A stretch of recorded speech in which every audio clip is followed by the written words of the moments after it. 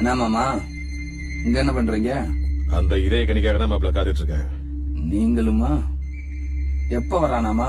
அதுக்குதான் நம்ம சாமியார் மாமா வெளியில நிப்பாடி இருக்கேன்.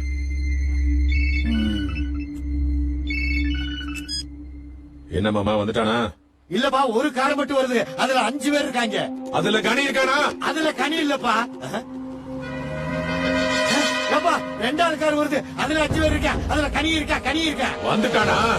பதட்டப்படாதீங்க மாமா. மாப்பிள்ள தலை துண்டா? மாமா தலை துண்டா, கழுத்து துண்டா, குடலு துண்டா, ஈரல் துண்டா சும்மா தனித்தனியா பிரிச்சு பிரிச்சு பிரிச்சு வச்சிடுறேன். அவ்வளவு வெறி மாப்பிளைக்கு? எல்லாம் உங்களுக்காக தான் மாமா. கூட எத்தனை பேர் வராங்கன்னு கேளுங்க. சாமி கூட எத்தனை பேர் வரானுங்க?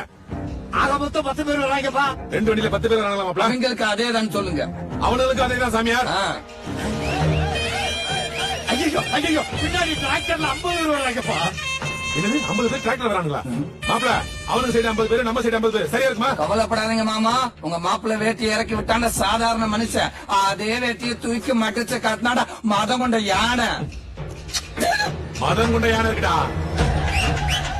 ஐயோ ஐயோ, லாரியில 100 பேர் வராங்களையா? 100 பேர் வராங்களா? எக்ஸ்ட்ரா ஒரு லாரி, அதுல 100 பேரா?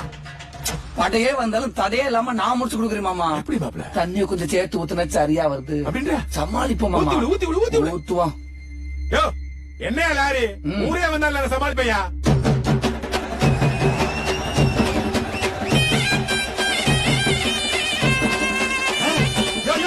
ஊரே வருது, ஊரே வருது. ஒய் ஊரே வருதா மாப்பிள்ள? தம்பி